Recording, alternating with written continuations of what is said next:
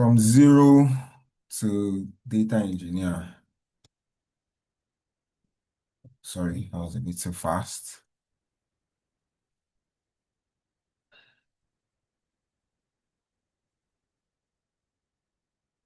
Yeah, as they've formally introduced, my name is Joshua.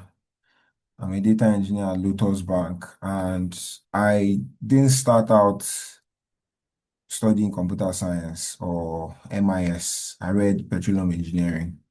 It's ironic, really, because we there were things mentioned about data and petroleum engineering, but nothing that was ever useful to me now.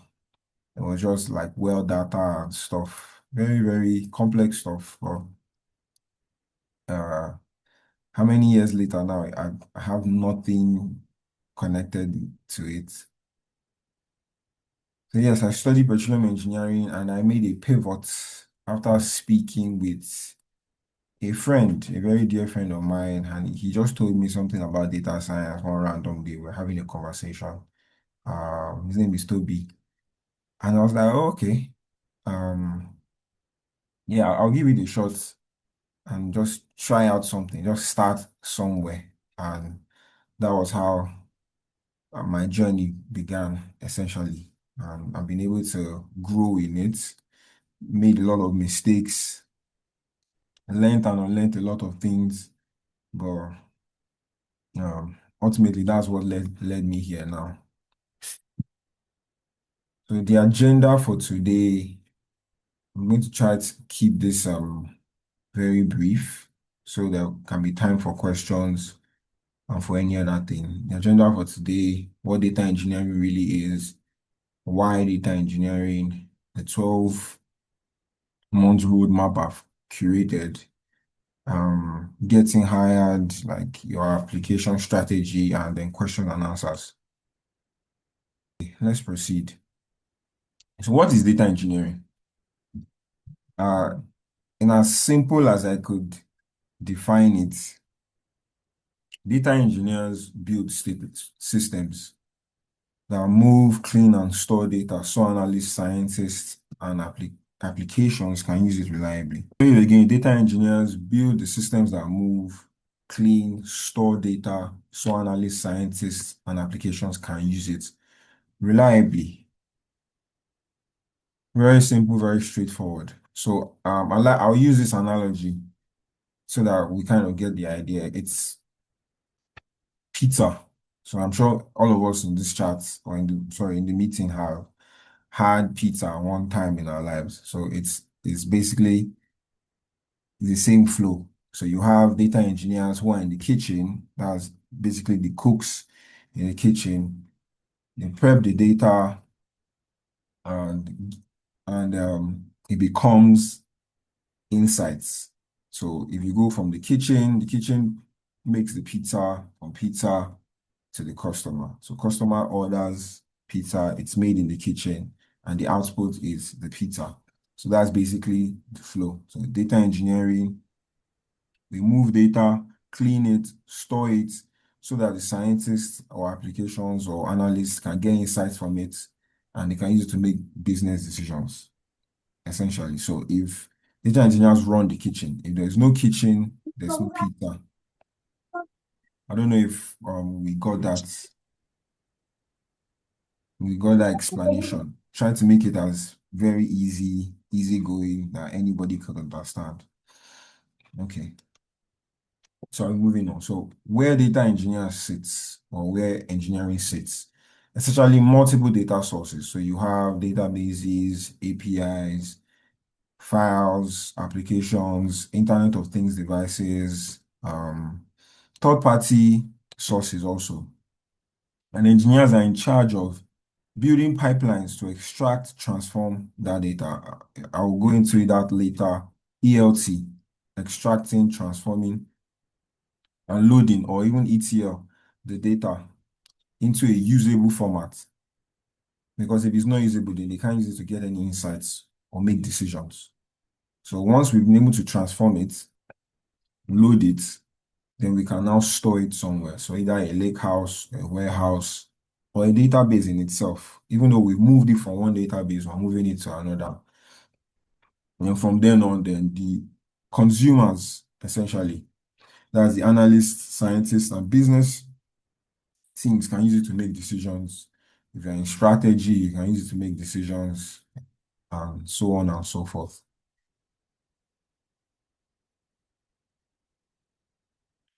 So the differences between data roles. Data engineers, like I've said already, build pipelines. They move, clean, and store data. And they have a toolkit essentially, and they learn different tools. Same thing goes with analysts, same thing goes with scientists. So you can see the differences. Analysts analyze to find the insights. Our data consumers. Scientists build predictive models or going to run experiments. So they are using machine learning libraries and trying to run um, testing, doing inferences and whatnot. So that's the difference. Though at scale, or depending on the kind of company, yeah, some you would say in some companies, some smaller companies, they can overlap. You can be an analyst and an engineer or an analytics engineer. There are new terms now, there are new kinds of roles in smaller companies, but in more mature firms, they are separate. They do totally different things. They relate to one another, but they are not the same. But smaller companies, they try to merge them into, they can merge them into one or two people and say, oh, you are this. So you have some people that even they just say they are data pros because they've been able to do almost everything. They've touched everything. They've done some, they are doing some bit of engineering. Maybe they have a Python pipeline running somewhere. They also are the ones analyzing, yeah, analyzing with the business teams, and they'll tell you they're even doing modeling with data scientists, with data science. I know somebody like that. He worked in, I think, Hares Holdings, but I think he's gone to the UK now. He's the definition of, oh, he was a data pro, like he had done a bit of everything. Okay, story, a quick story. So, a quick story from my current line of work. When I joined my team, we had an issue.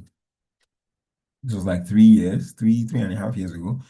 Our reporting bank-wide was delaying. Like they need a report, maybe finance or treasury, they need a report, and they will have to wait maybe a day or two.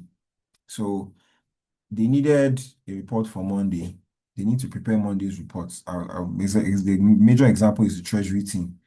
They need to prepare Monday's reports. Because it's Monday, Friday should already be ready. Yeah, because you had Saturday and Sunday. But they needed to do Wednesday. They couldn't get the previous day. They'd have to wait till Thursday to get Tuesday's data. And it was becoming a big problem because it was a management report and they had to deliver on time. So there were times they would escalate and we have to like, oh, tell them, no, this is what we're trying to do. We'll find ways to give them. So I was tasked with trying to provide them with real-time data, and that's what I did. So we essentially had to identify, okay, what data do you guys need? Where is it? Are there any other calculations I would need to do for this data? So using SQL, we're able to narrow it down, get the data they actually need, the columns, and we eventually created like a warehouse for them, like a mini warehouse where we're moving their data every day because it was an asset and liability management report, so they needed to present it. So we're moving the data every day. The request or the project grew to the point where we had to make calculations based on the rates, like that's foreign currency rates for each day. So we had to now incorporate some power automate into the mix. Okay, we'll calculate the rates of so and so of each currency for each customer for this particular day. It was a whole thing. Eventually, we got it to work where the final end result was a Power BI dashboard that will refresh every day on its own, and give them 2 days worth of data. So it gives them yesterday and it gives them the day before, and all the rates should have been calculated and all that. So we're able to shrink reporting lag time from 2 days to about under 4 hours because by the time they come in the morning, the data is already there. So it's one of the things I had to do. Took a while, a lot of mistakes were made, a lot of things were learnt in the process, but eventually got it to work. So why data engineering now? I think the demand for it is really going up. The demand signal is up.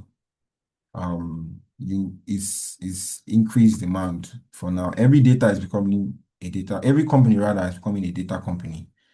Banking, agriculture, healthcare, logistics, government. Data is basically like the new oil because it can't replace oil, but it's used to make decisions.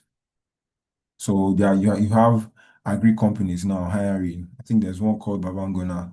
It's like I think I saw an opening somewhere for a data engineer. We have banks hiring for administrators, for engineers, data engineers, front-end engineers. So you have a lot of people now. Every company is becoming a data company because they need to make decisions with data.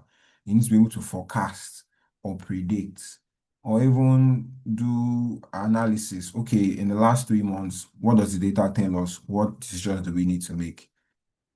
These are things that you need clean data to do, and that's why the demand is going up. Now, some of the roles might not necessarily be called data engineer roles, but you find out that what they are doing essentially is just data engineering. You discover, okay, you just hide it under maybe a different title, but when you get there, essentially, it's data engineering. So as AI replaced data engineering, I'd say no. It's just increased demands. To train your LLMs, you need clean data.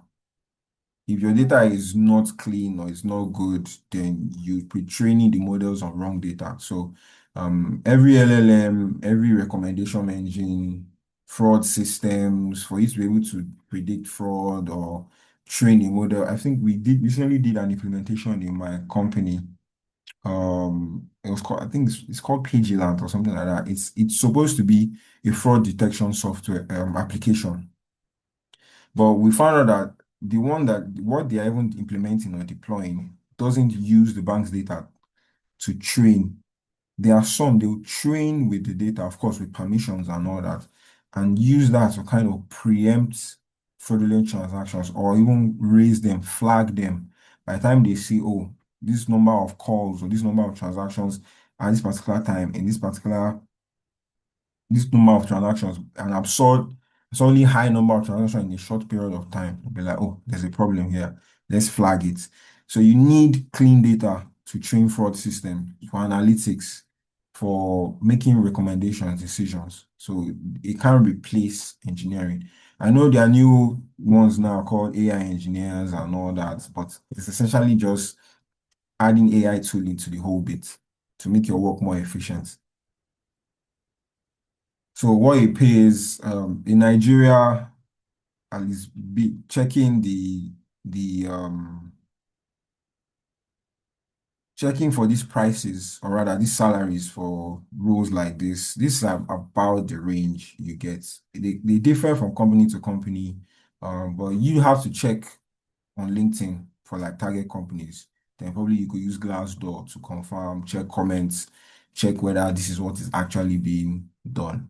So, but like me researching the ranges for data engineers in Nigeria, this is like maybe a 0 to 2, 3 year range. Of course, the more senior you are, and depending on the kind of company, you can probably bargain for more depending on what experience level you have. In the US, kind of the same thing as the experience level is higher, goes up rather, you be able to bargain for more. But these are about from maybe a first year to 4 years. These are about the range. So this is a 12-month learning program. There's month 1 to 3 foundations, 4 to 6 core data engineering skills. I'll expand on all of this as we go. 6 to 9 months, you are just doing a cloud, or you are learning about the modern stack of data engineering. Uh, and like from month 12, you are specializing, building your portfolio. and whatnot. So when I refer to modern stack, there are new tools now that probably you probably seen or heard if you are like in an IT, in IT professional, you're following this data thing. You've heard of DBT, Snowflake, Databricks, which I would say they are relatively new because it's like what 3, 4 years they really took on the stage. Yeah, even the Apache Airflow, Hadoop, Kafka for streaming, they are all still a bit new. It's not everybody that is using them like that. Though there are companies transitioning now. I know a company, trying to remember the name. I think it's called New Globe. Yeah, I think I know somebody there. And he was telling me that, oh, they are moving, they are trying to migrate most of their things now to open source. So they are using DBT now and they are using Airflow for orchestration. I was like, really? Yeah. So they are moving from SQL Server, trying to migrate to open source, probably in a bit to save cost because it's like, why are we paying so much if we can get it free? Or maybe not so free or a cheaper version to do the same thing. So you see them moving from SQL Server to Postgres. These are databases. These are bases I'm just listing and using DBT and Airflow. So yeah, in the chat, yeah, exactly. Even thank you, Ademola. Even E&P companies, oil companies, you need the data. Like you need the data. So so this is phase one, foundations. SQL is usually your bread and butter. For any data, if you hear any data role, data analysts, data engineers, scientists, SQL is just one of those things. Like you just have to know it. Of course, it can get pretty advanced. There are you guys have heard of, let me not say you guys, but you probably hear as you learn and go of common table expressions. It's just creating a temporary table to do something you want it to do when you're writing a query. And there are things called recursive CTEs. That's the same common table expression. So it's like it can get really deep. There is PLSQL. That's the one for it's more like development. So it's like the programming side of SQL. You might not need to go that deep. It doesn't. It's for people that are maybe Oracle experts, and it's your kind. Then you have those kind of things. So SQL is like the first thing that you have to learn. SQL is like the first thing you have to learn. Then you move on to Python. Python, Python is another very, very important tool now we use in data engineering. So Python basics, your data types, maybe object-oriented programming in Python, how to create objects and classes, loops, using tuples and whatnot. So learning all those things is part of it. Now there's Python development. You're not really trying to become a Python developer. It's just Python for data engineering. How you can read files, how you can write to files, how you can clean data or clean files with Python essentially. So automation and data processing. Then Linux.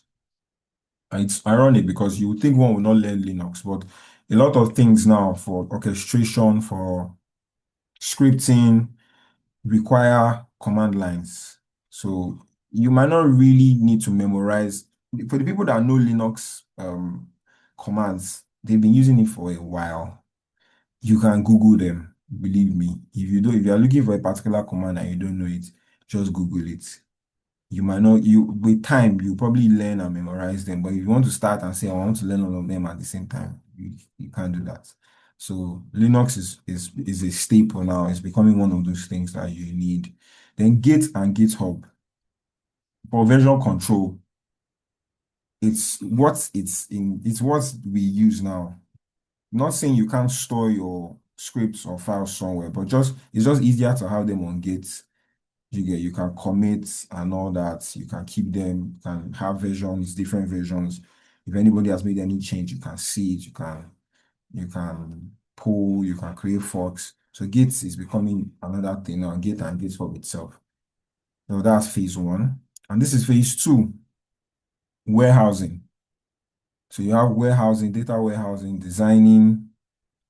You learn to design and manage data repositories, essentially. So where data will be stored, the kind of data will be stored, the formatting, to make it easy for you to query your data. So if I've moved data from somewhere, where I want to keep it now needs to be able to house it properly. So the columns must be sized properly, the right formatting, so that you don't run into errors. Because essentially you use that to probably create your business intelligence reporting, that's Power BI, or your Tableau dashboards, um, and whatnot. So the next one is ELT and ETL. I think I mentioned this previously. I said I'll expand on it. So it's extract, transform, load, or if you want to do the other way, extract, load, transform. So it's just moving data between systems. You want to prepare it for analysis, essentially. So you can either, it depends on what is required. You can extract, load, then transform later with SQL, or you can extract, transform, then you just, once you've transformed, then you have your final, you can now load. But usually the transformations have go like three layers. You have like bronze, silver, gold layer, things you probably learn and see about and see what as you start learning and start going into data engineering. So Airflow, I'm sure some more of us here have seen this Airflow. Everybody's talking about Airflow. It's just for scheduling in simple terms. So it allows you to schedule, monitor the jobs you are running or data workflows you've set up for pipelines essentially. So if you want to build a pipeline and you deploy it, Airflow allows you to schedule it for it to run at a particular time. You can do that with other tools too. SQL Server Integration Services allows you to do that. You can deploy SQL Server packages that run jobs, cron jobs that run. I currently have multiple jobs running, come rain, come sun, unless the database is down or the server is down in here, then you might have those kind of hiccups and stuff like that does happen. But essentially, Airflow is just for orchestration, scheduling, and yeah, for dimension modeling, basically just understanding schemas, how to design schemas, how to organize data, how to split data into facts, into dimensions. So facts are, oh, you have a customer table now. You want the basic information about it. Then if you have some metrics on the table, that's where you can move those ones into dimension. You're just creating a smaller table that has like the important stuff. Okay, maybe their customer ID, we have some other things about them. Basically metrics about the customers in dimension. So you're just having an understanding of how to design such and such. So the phase three, the cloud and modern stack. Now, the cloud is becoming very important now in data, to be honest. I know in Nigeria we are not as big on it as the other counterparts in other countries, but the cloud is becoming a major player now. The DBT, the Airflow, all of these things now, they run definitely on the cloud. Git is like the cloud because it's online. You upload, you set up your GitHub, everything is on the cloud. So platforms, essentially. So for cloud platforms, just choose one. There is Azure.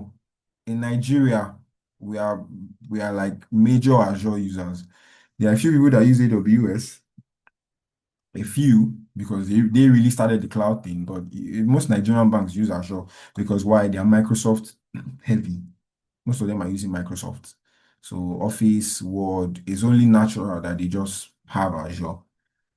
That's what makes sense. So, and because a lot of companies use Microsoft here, most of them use Azure. It's not as if you can use AWS, but a lot use Azure. It's just easier to integrate because it's connected to everything. It's the Microsoft ecosystem. So if you are going to learn one cloud platform, just choose one first. Choose one to master.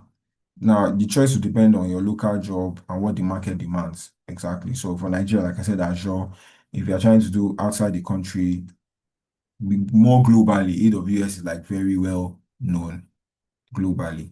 In the US, it's more AWS. If you go to Europe, it's Azure because Microsoft is have been able to like do a lot of stuff for them there. So just pick one and start. That's it. You can't don't try to learn three of them. Maybe later, yeah, as you grow in your career and there's a training, you can learn a bit, but I will not tell you to start all. For DBT, which I mentioned before, is just is a new tool now that you can use for transforming data and warehousing using SQL. You get it's one of those tools that are becoming very popular now. A lot of companies are migrating to it. Of course, you might not know it now, but you can learn it. It's a simple YouTube video or a simple YouTube series. Please, we should not underestimate YouTube in this our learning journey. It's a very, very useful platform. A lot of things you can learn from YouTube. A lot of things you can learn from YouTube. So, modern warehousing, Snowflake, Databricks, like I said, there are these things, they are kind of the in thing now, cloud native data warehousing. Do you get what I'm saying? This is 3, 4 years, they started coming up. So if you see a lot of LinkedIn, if you search Databricks, you see everybody writing Databricks, data engineer associate, very expensive exam. So, um, we'll go into certifications. We'll go into certifications later, but Snowflake, you hear people talking about Snowflake, they are doing an integration. Fabric just they just dropped a new integration with Snowflake and such and such. Now, another thing, it can be daunting to see all this new tech and always be on the latest thing and always trying to learn the new thing. It's happening with our AI too. There's ChatGPT, there's Claude, there's Gemini, there's DeepSeek, there is Manos, there is Kimi, there is Perplexity. Like there is a lot. And if you are not following each one, it can feel like I'm missing out. I'm not getting the best. No. I think if you can pick a couple, and build a toolkit with it and learn what you can do with each of them, it will help you. You don't have to be on each and every new modern stack. Now, I'm not saying you should not be up to date though, but the people that are really using this stuff, like using it, even all these things I'm mentioning here, they are not trying to learn every new thing that's coming out. You'll be overwhelmed. You cannot keep up. It's too much. The speed is too much. So you cannot keep up. It's the same thing with all these models. It's a newer model like every month. Just learn how to use AI properly first, how to prompt engineering, how to actually prompt, not like you're talking to ChatGPT like it's your classmates. You can, of course, they made it natural language responsive, but like prompting to get the results you want, especially if you're trying to get a task done, trying to get specific outputs. So that one's another thing. Then Apache Spark, so that I can just round up here. Just a Spark is for processing large data sets.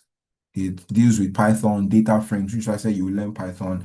Pandas is for you want to move large amounts of data. We're talking millions and millions of rows. That's what you use Spark for. So it has an engine essentially and has like worker nodes. So it's splitting the work and using, I don't want to sound too technical so that I'm not confusing anybody, but essentially it's just, it has many workers and to just carry your work and share it among them. I say, okay, you guys run this. That's what Spark does. Um, then phase four, final phase, streaming Kafka. That is using Kafka to stream. You can also, streaming is probably real time for as much real time data as you can get. And these things, they are not as difficult as they sound. You can have a Python script that will pull weather data from this weatherapp.com and you can have it streamed essentially. I was able to do something like that with Fabrics. I was able to stream weather data. I was updating every 30 seconds. So you just be seeing the weather data readings and stuff like that. So streaming, CI/CD, continuous integration and continuous deployment. So it's just the new form of deployment now for pipelines, for even applications. So it's DevOps, modern DevOps practices now, essentially. So you just automate, you deploy, you are monitoring. It's not the older way before. So for data quality, it's just doing validation. If I'm moving data, the data I'm moving from this source and I move it to destination, can I confirm that it's the same thing? Even if I made transformations and removed maybe duplicates and such and cleaned up, can I still confirm that it's as accurate? So quality, does it give me the same desired output? That's what quality is. Then the capstone essentially is just what you'll be presenting in interviews or what you will talk about. I give you guys an example of what I did in my current company now. There's a personal, that was a task I had to take on. So a project, I'm using the word capstone because I'm sure we heard it somewhere. If you've done any of this, maybe Udacity or is it ALX? I mean, what's the name of this courses, or even Google, because I did Google, you hear all these capstone projects. Even if you are doing a master's programming, I know somebody in a master's program in data, and they also have a capstone. So you have stuff like that. So certifications. Now, certifications don't replace skill. Um, I know we are all of us are on LinkedIn and everybody's always posting, oh, congratulations, I just got this certification. Oh, it's been a long, hard 1 month. I've been doing, see, I know everybody's posting certification, I know. And you can feel like you are left out, but they don't replace skill. They can open the doors, oh, when experience is limited, but they don't replace skill. Databricks certification, that engineer associate is $200. It's not a lot of people that can pay for that thing. Let me not lie to you. Do you get? When I was writing, was it DP 700, this data engineer, fabric data engineer, after studying and all that, finding dumps, I was finding out that a lot of people that have even written it online or abroad, their companies paid for them. Their companies paid for them, provided that they pass. So if you have the opportunity where a company can pay for you, why not take advantage of it? But if you don't break your head. I'm not saying you can't write them, but they are not, okay, how do I put this? Certifications are always connected to a platform. So if I'm Microsoft now, like I use a lot of Microsoft stuff. So what I started trying to get certified is Microsoft related softwares. That's Fabric, Power BI, and such and such. If you're doing AWS, yeah, like my younger sister now, she's like 3 times AWS. She uses AWS a lot. Do you get what I'm saying? So they are connected to each platform. So it means that you have to start learning all those platforms, and you cannot learn everything. You really can't. So sometimes you just pick one. If it's AWS you want to do, there's AWS data engineering certification. It means you have had to learn AWS. You have been set to EC3, Redshift, all those things. You are using them, even if it's not in practice, like you have labs and such and such. So sometimes I know, like we see it online, everybody's posting it, but you pick the one you want and you learn. Like Databricks is something I want to learn, that I'm going to learn. But after I've used it, I've done enough, which I'm already using, I'm already doing it now. And you've already been able to, okay, gather the money to write the exam, because exams are not, it's very painful when you don't pass. I don't know if you've had that experience. I wrote this Azure database administrator. That exam was hard. Oh my God. That exam was hard. Now I don't think I prepared to the best of my ability, but I tried. But the exam was very difficult. And I didn't pass. And they paid me because I paid how much? It was like $100 or more. Over $100. Do you get what I'm saying? And now you have to rewrite it. So if you can get free vouchers, fabric, mm, my first fabric certification. That's the analysis engineer. I think I got a free voucher for it. Somebody sent me a Microsoft link or something. And we just joined one challenge and I got a free voucher. And I wrote it first attempt and I passed. Even me, I was shocked. I was shocked that, oh wow, I passed this thing. This thing was hard. It was very hard because I was just learning fabrics then and it was still new. Nobody really knew it. Do you get? But I was able to pass it. So if you can get free vouchers, please get free vouchers, Azure, AWS, right if you can. If you can pay, no problem. If you have people that can pay for you, that can sponsor it, no problem. But don't don't just gather them certifications like badges. No, you want to know these things. You get. But I understand optics is reality. People see it and be like, ah, this guy must do. They might not though. They might not. So tools to know by name. So these are just tools you can know by name. You can just take a quick look at this. I already mentioned most of them in this webinar. So these are tools you know by name. You see them. in your data engineering journey, an analyst journey, or scientist journey, you're going to see one of these at the very least. So you can say Fabric is probably the newest one here. Fabric and DBT, probably like the newer ones here. So these are just tools you know by name. Um,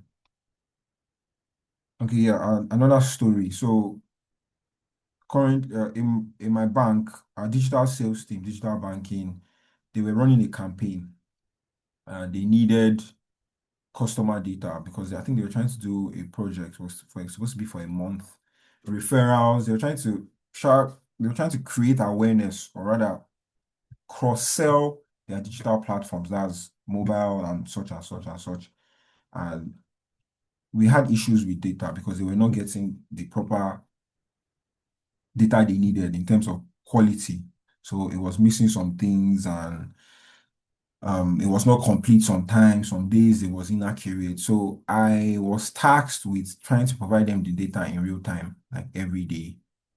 Because this thing was, it will literally run for a month. So I had to create separate, in fact, I had to design separate scripts that we pull in data from multiple databases for each mobile channel. So that's USSD, mobile app, your that's your mobile bank app, the web version, and such and such. And I had to all connect this to Power BI because I didn't want to be running the queries to be given to them. It would have been very stressful.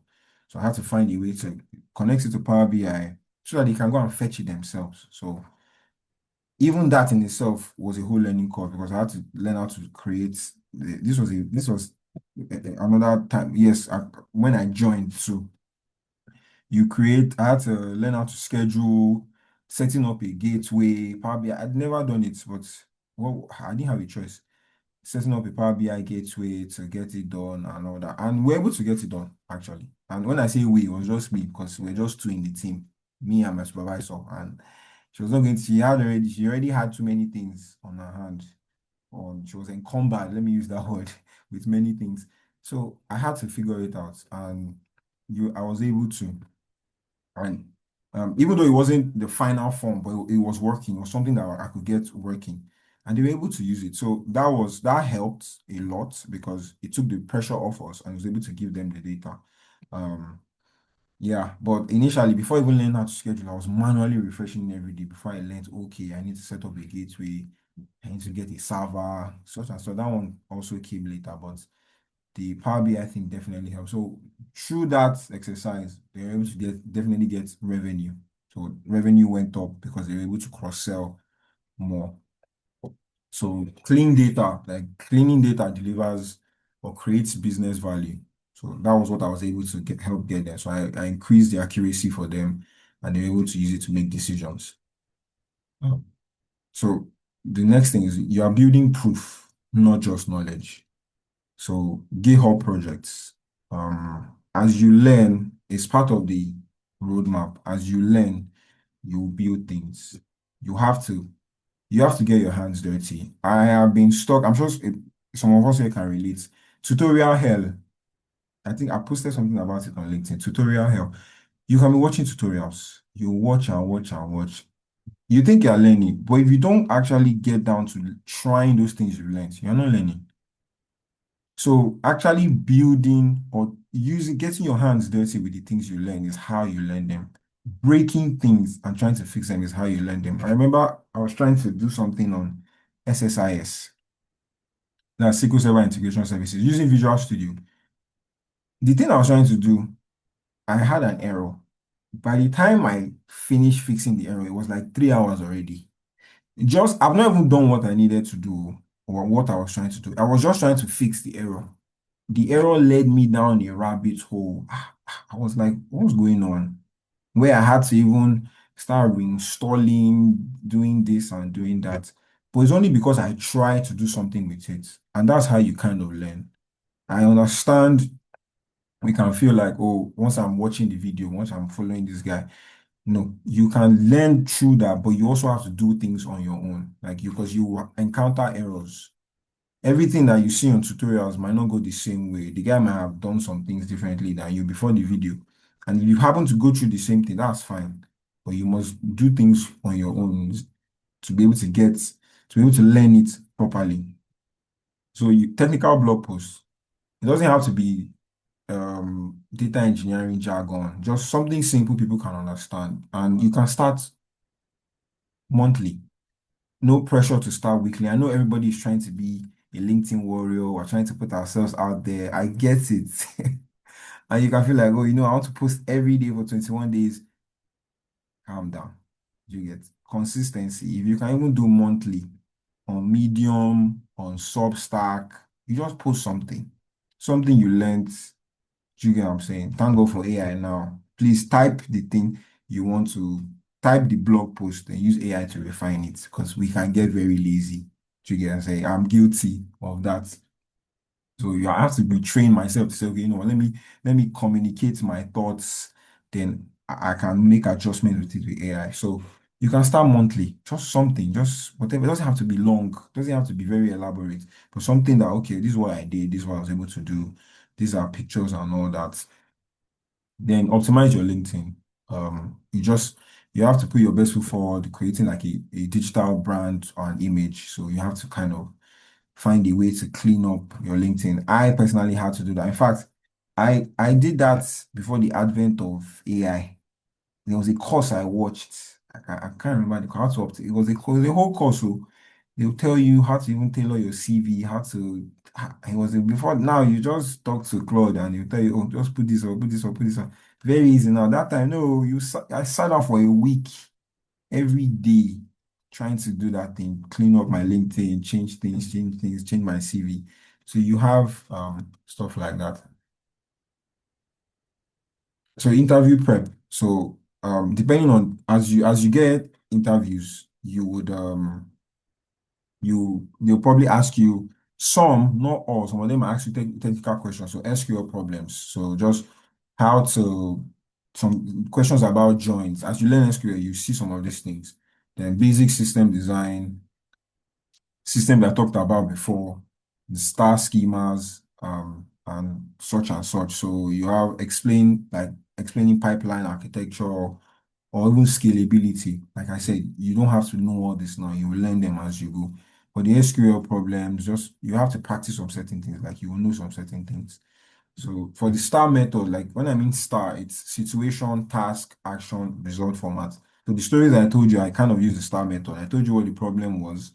I told you what I had to do, then the action I took, then the intended results. So it's stuff like this. Then in your stories for the STAR method, you try to add numbers. Like I said, the last one was 18% revenue uplift. So by the time they did their MPR, they were able to see that okay, digital banking generated this much more revenue than the previous month. So okay. So application. Following the 12-month roadmap, at month 6, you should start applying. Now, I know I share the same sentiment, which is imposter syndrome. You want it to be perfect, you want to feel ready. I'm not ready, I can't apply. Oh, look at the job description. I'm not qualified. No. It doesn't have to be perfect. The path becomes clear when you are in motion. So take the first step. At month 6, start applying. At that time, you've already learned a couple of things, and it might be daunting at first. Oh, I don't think I'm qualified. Just apply. Just apply. You tailor for each role that you find, you try and tailor your CV. So you have multiple versions. We talked about version control. This way you can use it. Of course, I'm not saying you should upload your CVs to GitHub, but on Google Docs, you can have different CVs for each role you're applying for. Then you can. It's Nigeria, even abroad, the job market is not any easier. They are applying. If you have people abroad, ask them. I promise you, they are all looking for work. It's not that straight. Of course, Nigeria, it's probably on the high end, but over there, they are laying off like no man's business because AI can allegedly do it. Um, and so you are applying maybe four, sorry, maybe five. Realistically, I would say maybe one a day. That's five a week. But if you can do more, no problem. There are sometimes you're looking for jobs, you might not really see anything. Nobody is putting out any posting. Do you get? So you probably expand your search and try to see if you can get international ones and apply to. Then another thing about interviews, if an interview doesn't go well, don't beat yourself up. Just take feedback, improve for the next one. I treat them as part of learning. There are interviews that I took and it didn't go so well. And I could just tell that it didn't go well. And I was like, I felt bad, of course, but I said, okay, you know what? I'm going to learn from this. And the next one I get, I definitely cannot make this mistake again. So these are things you can definitely do. Take them as learning, as part of the learning. So three things to remember while I'm rounding up. The roadmap is real. Just apply before you're ready. This was a typo. If you wait, you will never apply. So, like I said, the path becomes clear when you're in motion. So pick one action this week, just something, just start something, whether it's to create GitHub, even if it's just creating your GitHub account, do that. Just creating your GitHub, installing Git, do that. Just do something. Momentum matters. If you can ride the wave of momentum, you can definitely get things out of it. And that's not to say sometimes you might fall short. Maybe you plan to do something one day, and you will not do it. Or this week I wanted to do this and I'm not able to do it. If you keep beating yourself up, you will never really go anywhere. So you have to learn to forgive yourself. Okay, I didn't do what I said I should do, but you know what? I'm going to decide to do it now. And if you can do it now, in that very moment, don't say I want to do it later. If you can sit and do it, just get to it. Even if you might not finish, just get to it and start something. Start something. So the next 5 steps, basically, this week, one SQL tutorial, just something for the people who are just trying to get in.